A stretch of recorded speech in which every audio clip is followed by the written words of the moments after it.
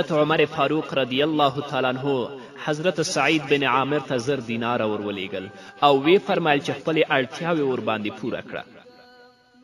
د حضرت سعید بن عامر رضی الله تعالی عنہ میرمنې چې کله دا 1000 دیناره ولیدل ډیره خوښه شوه، ځکه ښځو ته پیسې ډیرې ګرانې دي. وی ویل په دې پیسو به یو غلام واخلو تر څو چې د کور په کارونو کې موږ ته هوسایي را په برخه شي.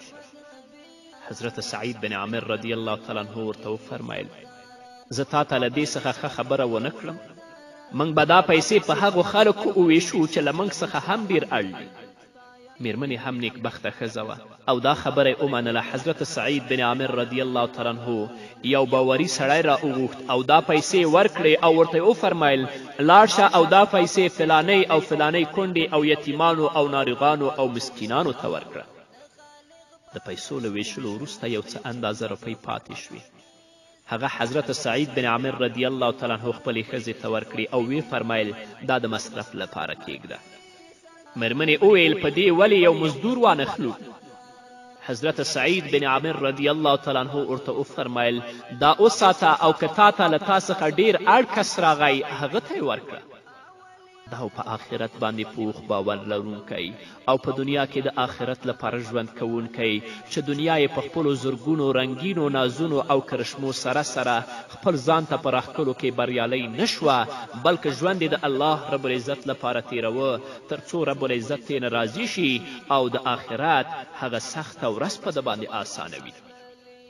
همدارنګه درنو اوریدونکو، حضرت خباب بن ارت رضی الله تعالی عنه جلیل القدر صحابی او محمد رسول الله ته نږدې کس. حضرت خباب رضی الله تعالی عنه یوه ورځ وویل موږ د الله رب العزت د رضا او خوښي په خاطر له محمد رسول الله سره هجرت وکړه او زموږ اجر د الله رب العزت په ذمه شه. بیا له موږ څخه ځینې کسان داسې و چې مړه شول او د خپل اجر میوه یې ونه خوړله او د ځینو کسانو میوه پخه شوه او هغه یې راټوله کړه او خوري. حضرت مصعب ابن عمیر رضی الله تعالی عنه د احد په جګړه کې شهید شو. هغه وخت موږ ته پرته له یو داسې صادر څخه نور څه په لاس رانغلل چې حضرت مصعب ابن عمیر ته کفن ورکړو. په هغه صادر باندې مو که د هغه سر پټاوه نو پښې به یې لوڅې شوې او که به مو پښې ورته پټې کړې سر به یې لوڅ شه. په پای کې محمد رسول الله صلی الله علیه وسلم امر وکړه چې په صادر یې سر پټ کړئ او په پښو یې د اسخر ګیا واچوئ. د خباب څوک و چې د مسلمانانو هوسایي خوشحالي او خوښي به یې چې لیدله نو د آخرت په غم کې به ویلې ویلې کېده او دا به ویل چې دا پراخي او خوشحالي زموږ د نیکو عملونو اجر نشي او موږ د آخرت له بري څخه محروم پاتې نشو. حضرت خباب بن ارت رضی الله تعالی عنه یوازې هجرت نه دی کړی بلکې د اسلامي دعوت په لومړنیو ورځو کې ایمان راوړ او مسلمان شو.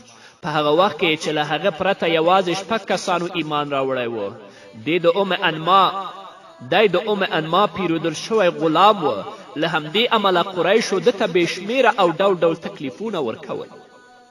یوه ورځ قریشو سکاره سره کړل او سکروټې یې په ځمکه هوارې کړلې او حضرت خباب رضی الله تعالی عنه د شا په تخته پرې څملاوه او یو سړی د حضرت خباب بن ارت رضی الله تعالی عنه په سینه باندې ودرېده چې په اړخ وانه وړي.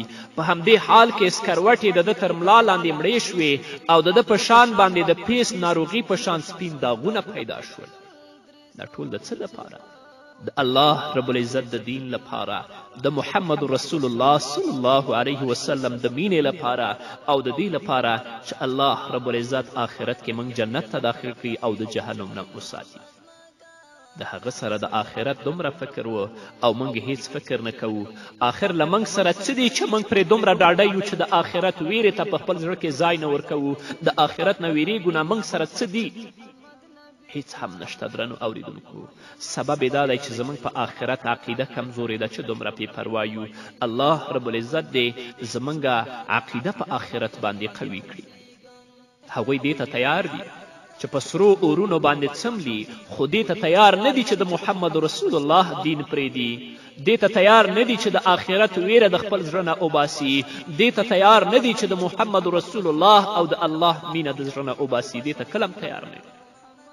همدا مصعب ابن عمیر رضی الله تعالی عنه چې له دنیا څخه په دې حال خپل رب ته ورغی د مکې د ډېرې لوړې او خوشحالې کورنۍ د سترګو څراغ و، بېحده ښکلی ځوان و، بېحده نازولی ځوان و.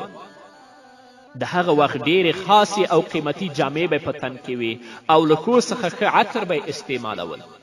محمد رسول الله صلی الله علیه وسلم د حضرت مصعب ابن عمیر رضی الله تعالی عنه په هکله فرمایي په مکه کې له مصعب ابن عمیر رضی الله تعالی عنه څخه هیڅوک ډېر ښکلی او ښه لباس اغوستونکی او په نعمتونو کې لوی شوی نه و.